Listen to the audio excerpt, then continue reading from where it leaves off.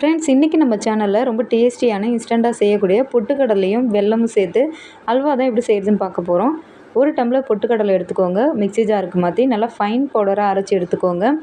அடுத்து ஒரு பாத்திரத்தில் எந்த டம்ளரில் பொட்டுக்கடலை எடுத்தோமோ அதே டம்ளரில் 2 டம்ளர் வெல்லம், 2 டம்ளர் தண்ணி சேர்த்து ஸ்டவ் ஆன் பண்ணி இதை கெட்டி இல்லாமல் கரைச்சி வடிகட்டி எடுத்து வச்சுக்கோங்க.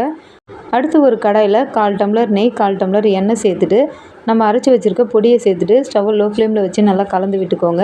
இது நல்லா கெட்டியாக ஆரம்பித்ததும் கரைச்சி வச்சுருக்க வெல்லத்தை கொஞ்சம் கொஞ்சமாக சேர்த்துட்டு நல்லா இது கெட்டியாகிற வரைக்கும் கலந்து விட்டுட்டே இருங்க. ஸ்டவ்வை கொஞ்சம் லோ ஃப்ளேம்லேயே வச்சுட்டு நல்லா கலந்து விட்டுக்கோங்க. வாசனைக்காக கொஞ்சமாக ஏலக்காய் தூள், ஒரு சிட்டிகை உப்பு சேர்த்துக்கோங்க. இது நல்லா கெட்டியாக ஆரம்பித்ததும் மறுபடிக்கும் 2 டீஸ்பூன் நெய் சேர்த்துட்டு அல்வா பதத்துக்கு வந்த உடனே ஸ்டவ் ஆஃப் பண்ணிக்கோங்க.